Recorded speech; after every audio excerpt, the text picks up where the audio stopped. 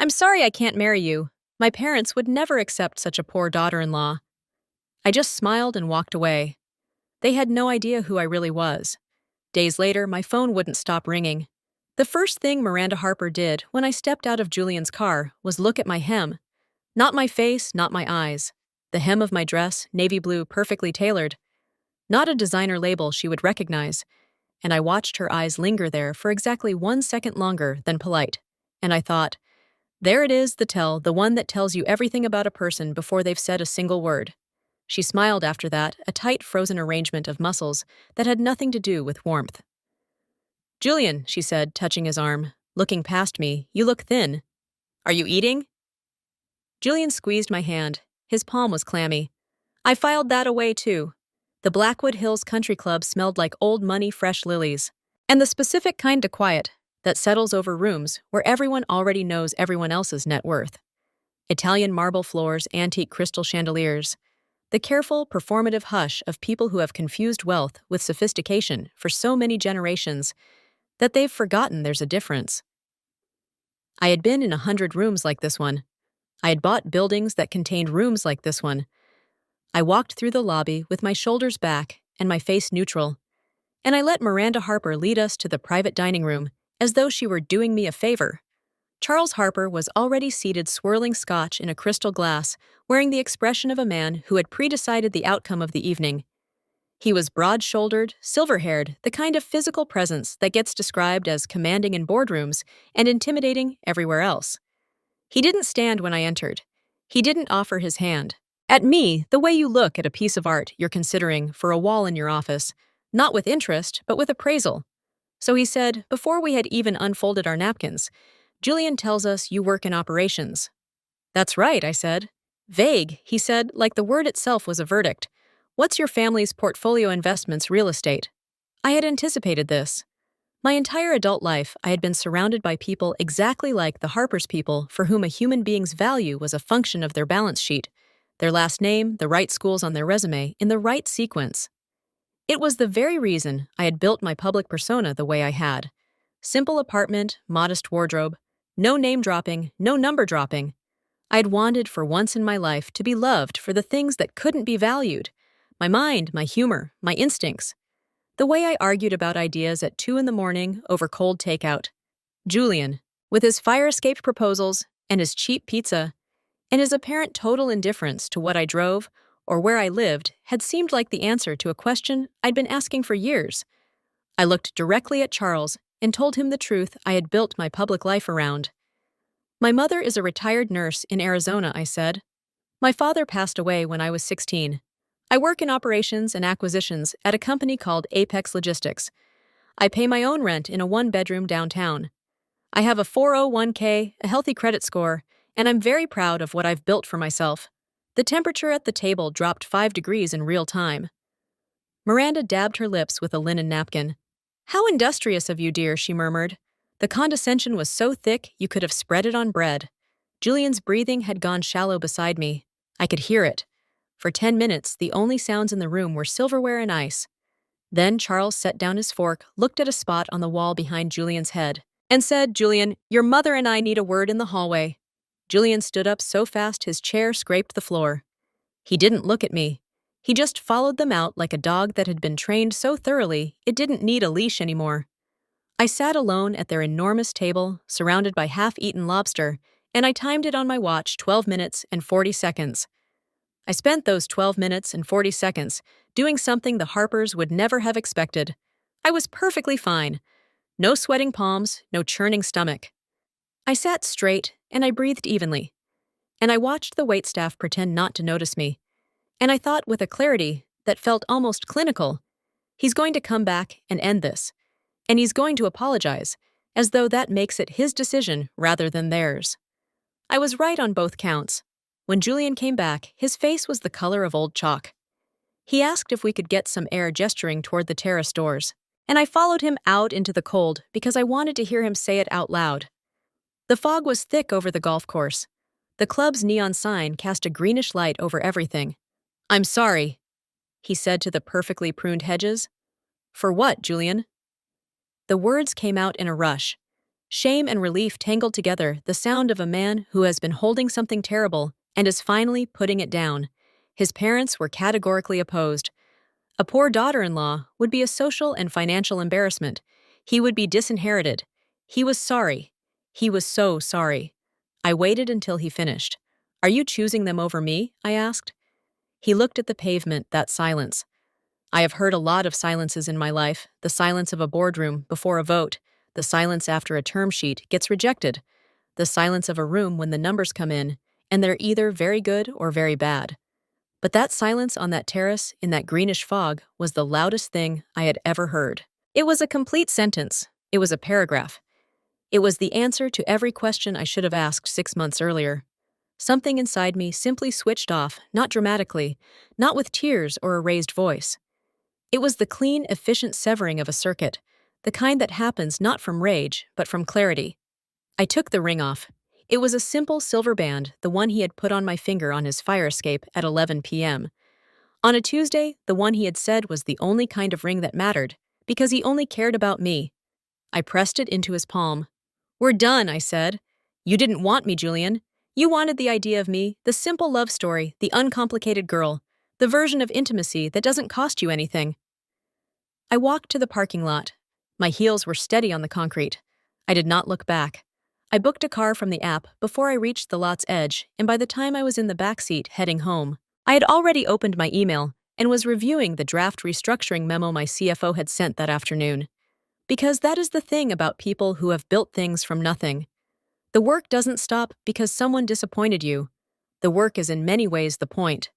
To tell you about the work because you need to understand what I actually was before the rest of this story makes its full weight felt. I grew up in a 2-bedroom apartment in Cincinnati, Ohio. My father was an electrician. My mother was an ER nurse who worked double shifts on weekends and kept a color-coded budget spreadsheet on the refrigerator that tracked every dollar that came in and went out. When my father died of a cardiac event at 44, no warning a Tuesday afternoon gone before the ambulance arrived, my mother didn't collapse. She picked up a third shift. She did it for 2 years so I could go to college without loans. I paid her back. Every dollar with interest she refused to accept, which I deposited quietly into a savings account in her name that I revealed on her 65th birthday. But that's a different story. I put myself through business school on scholarship and part-time work, graduated at the top of my class, and took a job at a mid-market logistics firm in Chicago, where I spent 4 years learning exactly how supply chains fail. The specific pressure points, the mismanagement patterns, the operational blind spots that turn profitable companies into expensive disasters. Then I left and built something myself. Apex Logistics was incorporated in 2016 with $3 million in seed capital. Most of it mine, the rest from 2 investors who had watched me work and decided the risk was worth it. The company's thesis was simple. We found logistics and distribution companies that were operationally sound but catastrophically managed, acquired them at distressed valuations, rebuilt the leadership structure and operational framework from the ground up, and either held them for cash flow or sold them at multiples that made everyone involved very happy. By the time I met Julian at a fundraising gala on a Wednesday evening in April of last year, Apex had $1.4 billion in assets under management across 11 portfolio companies. I was 36 years old. My office was the penthouse suite of the Apex Tower, 60 stories of black steel and glass in the financial district, with floor-to-ceiling windows and an antique mahogany desk that had belonged to a railroad baron. I told people I worked in operations. It was true. It was also the most useful filter I had ever built. I told Julian I worked in operations. He said, cool, asked if I wanted the last piece of pizza, and spent the next 40 minutes making me laugh harder than I had laughed in years. He seemed to genuinely not care about money.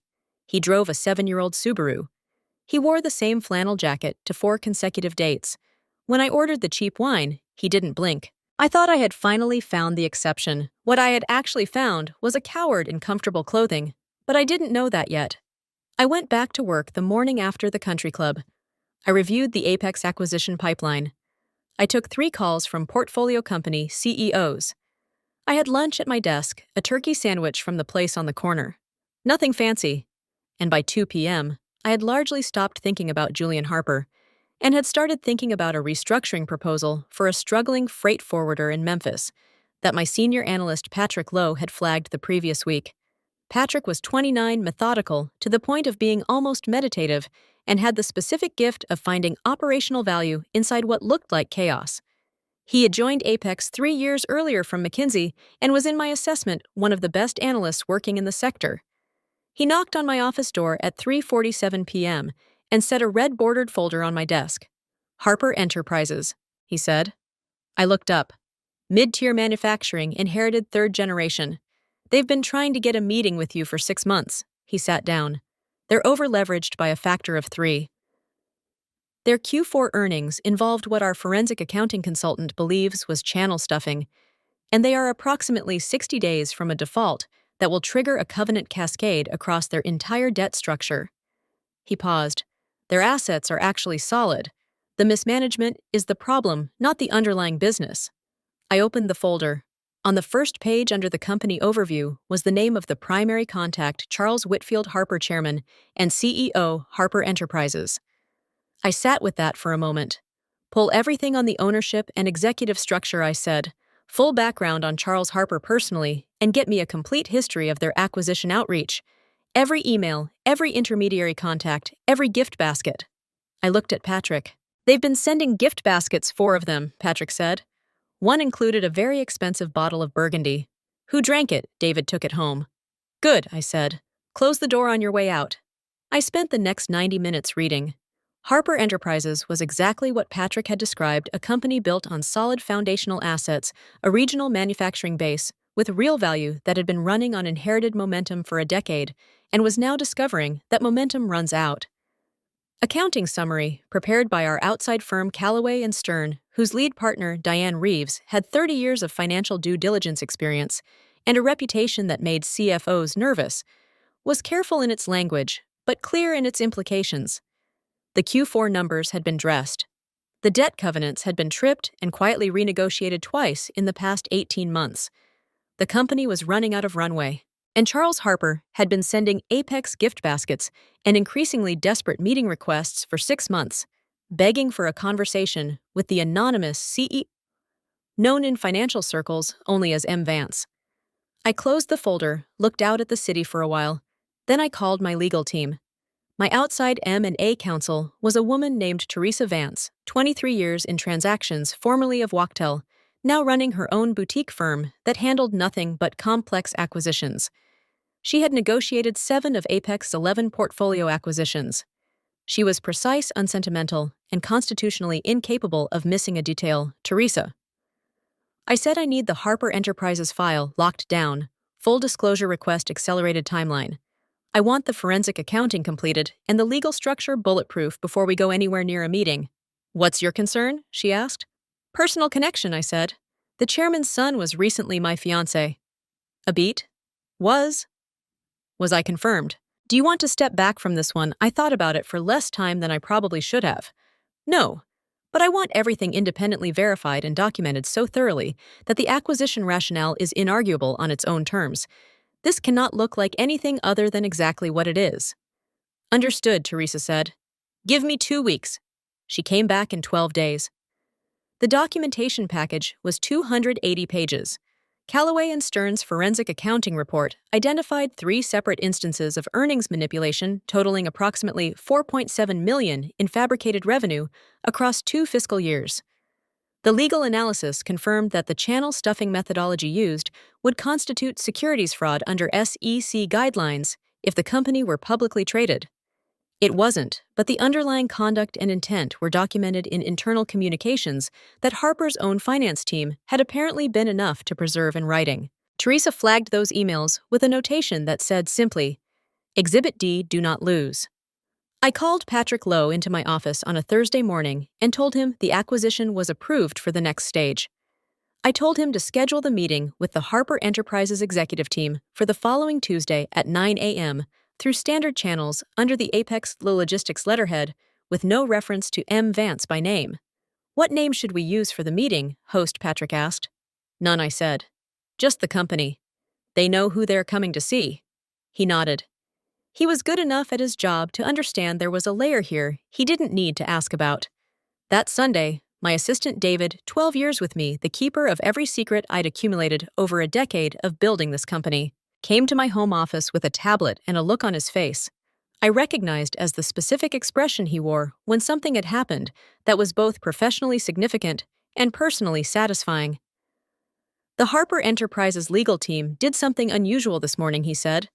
Apparently, someone in their office finally ran a deep search on the unredacted SEC corporate registry, the one that isn't publicly indexed. He set the tablet on my desk. They wanted to verify the ownership structure before Tuesday's meeting. The SEC filing was on the screen. The full legal name of the founder and majority shareholder and CEO of Apex Logistics, Maya Eleanor Vance. That explains the 12 missed calls since 8 a.m., David said. I leaned back in my chair. There's something else, David said. He swiped to a social media page. Miranda Harper's account linked in the identification documents Charles's team had submitted as part of their disclosure package. The specific kind of procedural oversight that happens when lawyers are working fast and panicking. At the top of her feed, posted 3 days after the country club dinner, was a photo. Julian and his parents laughing at what was clearly the same private dining room. I was cropped out of the frame with the kind of casual, careless editing that suggests the person behind it didn't think it needed more effort than that. The caption read, "So proud of our Julian for making the right choice. Our family deserves royalty, not a charity case. Dodged a bullet, our family first." I looked at it for a long time. The word that stayed with me was charity case. Not the insult in it, but the specific architecture of the belief behind it. The absolute comfortable certainty that a woman who paid her own rent and answered honestly about her background was by definition lesser, that the honest answer, the one I'd given without shame, because I had nothing to be ashamed of, was proof of inadequacy rather than proof of character. Block the calls until Tuesday, I said. All of them. Julian, Charles, Miranda. If they email, the auto-response is the standard acquisition timeline communication. And if they show up at the building, they won't, I said. They'll wait. They need this too much to risk offending us. I was right. They waited. Tuesday morning, 8:45 a.m. I watched them arrive on the lobby security feed from my office on the 62nd floor. They didn't stride in. That's the thing I remember most clearly. The Harpers, who had looked at me across a marble table at their country club and found me wanting, shuffled into the Apex lobby like people who had just realized the ground under them was glass. The building was doing what it was designed to do. Communicate scale, communicate permanence, communicate the specific authority of an institution that didn't need to announce itself because everything about it already had. Charles was sweating through his bespoke suit. He kept pulling at his collar. Miranda clutched her Birkin bag. Not the way you carry a status symbol, but the way you hold a life preserver desperately two-handed knuckles white. And Julian looked like a man who had not slept in 3 days, which, given that he had spent those 3 days calling my blocked number from various phones, was probably accurate. I gave them 22 minutes in conference room A. I watched them on the closed-circuit feed. Charles paced. Miranda sat completely still in a way that looked less like composure and more like a person who had stopped trusting their own legs. Julian stared at the table. At one point, Charles leaned down and said something to him in a hissed whisper, and Julian shook his head, and Charles grabbed the back of a chair hard enough that his knuckles went white. I stood up from my desk at 9:07 a.m. I was wearing a charcoal Tom Ford pantsuit I had bought the week Apex crossed $1 billion in assets. The one I wore only to meetings that required a specific kind of presence, heels that hit marble like a gavel. I had spent 22 years building the kind of confidence that doesn't need to perform itself, and I let it carry me down the hallway. David met me at the conference room doors. "Ready," he said. "Open them," I said. The 3 Harpers jumped to their feet when the doors swung open. The instinct of people who have been waiting and know it, who understand they are in the petitioner position and are trying to compensate with body language. They had arranged their faces into expressions of corporate goodwill. Hopeful, deferential, the masks of people who need something and are trying not to show how badly. I walked through the doors without looking at them. I walked directly to the head of the table. I set my portfolio down. I sat. I folded my hands and looked up. I watched the masks come off in stages. Charles, first, the blood leaving his face with the speed of a man who has just understood something catastrophic. His mouth opening without producing sound. His body actually swaying slightly backward before he caught himself on the edge of the table. Miranda next, a sound from her throat, like something very small and fragile being crushed. Her hand flying to her mouth, her eyes going wide and then immediately filling. Julian last. And Julian's face was the most complicated of the three because it moved through horror and recognition, and then heartbreakingly through a brief flash of something desperate and hopeful that he couldn't quite kill fast enough to hide. The silence lasted 8 seconds. I counted. "You're Ms. Vance," Charles said. It wasn't quite a question. It was a man reading the last line of a document and realizing he'd misread every page that came before it. "Ms. Vance in this room," Charles, I said. I opened the acquisition file. The pages landed on the glass table with a sound like a door closing. "I've spent the past 2 weeks reviewing Harper Enterprises' financial position in detail," I said. "You are over-leveraged by a factor of 3. Your Q4 earnings involve channel stuffing that our forensic accounting team has documented across 3 separate fiscal periods, totaling approximately $4.7 million in fabricated revenue. You are 30 days from a payroll default and 60 days from a covenant cascade that will accelerate every debt instrument in your capital structure simultaneously." I looked at him steadily. "You came here because Apex is the only institution willing to even sit in a room with you. Everyone else has already done this math and walked away." Miranda moved before Charles did. She leaned forward across the table, the desperation breaking through the composure completely, and her voice came out thick and wet in a way I had not expected. Real grief, I realized, but grief for the money, for the club membership, for the social position. The grief of a woman who had organized her entire identity around things that were now dissolving. "Maya, please," she said. "We were wrong, completely wrong. We had no idea who you were. You are clearly brilliant, extraordinary. We would be so honored to have you in our family. We can begin again, all of us. We can, a family conversation," I said, "like the one you called at the country club." "Miranda?" She stopped. I reached for my pen. "After full review, I cannot approve this acquisition," I said. I drew a line through the cover page. Single stroke, clean. Apex. Logistics is categorically opposed to investing in a company this poorly managed, this financially compromised, and this fundamentally lacking in the kind of leadership integrity our portfolio requires. Julian came around the table. I had not expected that. He crossed the room and crouched beside my chair, which was such a complete abandonment of every professional norm in the room that even his father made a sound. His eyes were red. His hands were shaking. "Maya," he said, "I love you. I have always loved you. It was them. The pressure, the disinheritance. I was terrified, and I made the worst decision of my life, and I know that. Please give me another chance. We can fix this, all of it." I did not look at him. I looked at Charles. "My personal relationships are not relevant to this meeting," I said. "What is relevant is that your Q4 fabrications are documented in your own internal correspondence copies, of which my legal team has preserved. Teresa Vance, who has been my M&A counsel for 9 years, has reviewed every document in this file, and her assessment is unambiguous." I stood up. Julian stayed crouched beside where I had been sitting, which meant I was now standing over him, which I suspected was not how he had imagined this conversation ending. "The meeting is concluded. David will show you out."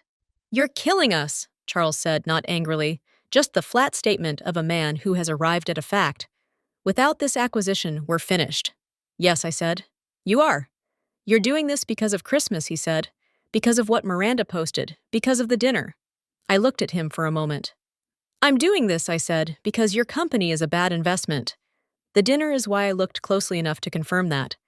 "If you hadn't been so confident I was beneath your notice, your lawyers might have run the registry search 6 months ago before this file got this bad." I picked up my portfolio. "That's not my problem, Charles. That's yours." I pressed the intercom. "David, conference room A."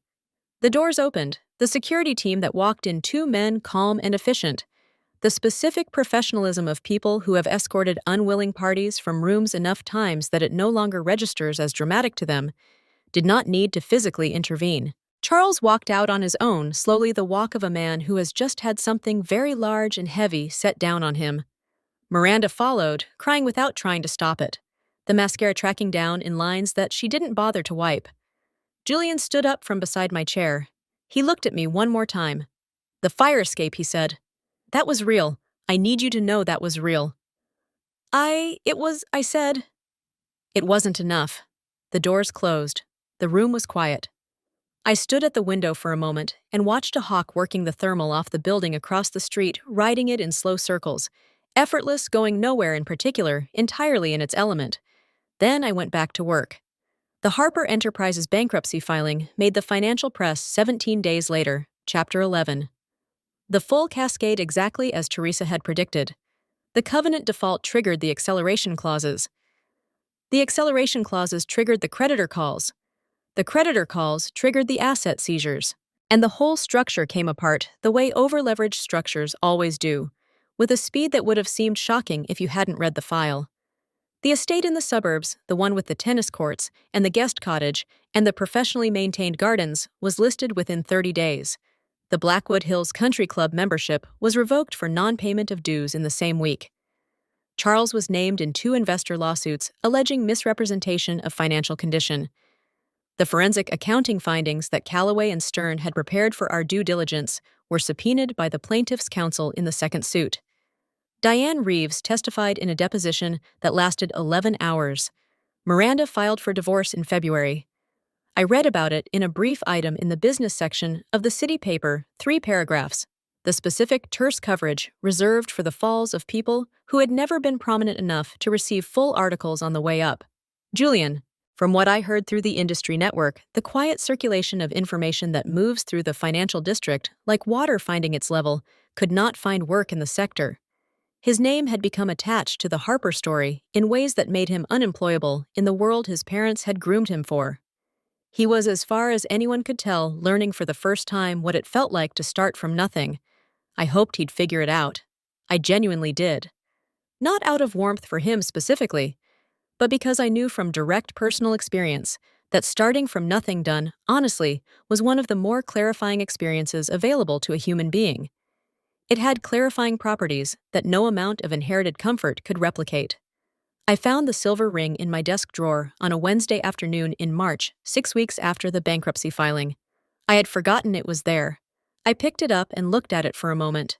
The ring from the fire escape. The one that was supposed to mean he was the exception, the one that fit everything I had wanted to believe about him. It felt like exactly what it was, a piece of metal. I dropped it in the wastebasket. It didn't make a sound. That evening, I ordered pad thai from the restaurant around the corner from my building, $14.50. The same order I had been getting since I moved to the city 14 years earlier, and took it out onto my penthouse balcony and ate it looking out at the lights.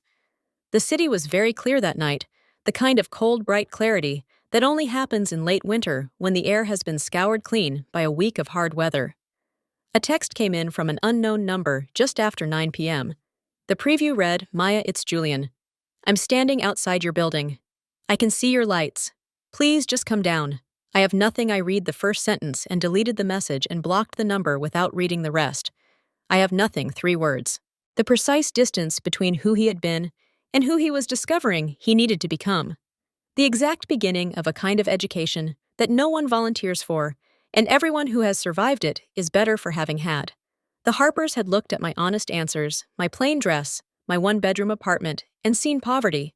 They couldn't understand from inside the life they'd built that poverty isn't a bank balance. It's the terror of losing an inherited position so profound that you will throw away every real thing in your life to protect it.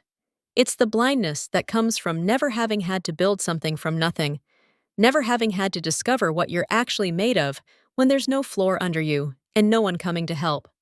I had known what I was made of since I was 16 years old, standing in a hospital hallway, learning that my father was gone, watching my mother straighten her back, and start calculating what would need to happen next. That was my inheritance. Not a country club membership, not a maintained estate, the knowledge that you can lose everything and still be standing. The certainty that the thing you build with your own hands cannot be taken from you the same way the things you inherit can, because it is not separate from you. It is you. I finished my noodles. The city kept going, indifferent and magnificent. I had not married into royalty. I had not needed to. I had built a kingdom while they were polishing inherited silver. And in my kingdom, the only person who determined my worth had always been me. I went inside, set the empty container on the counter, and went back to work.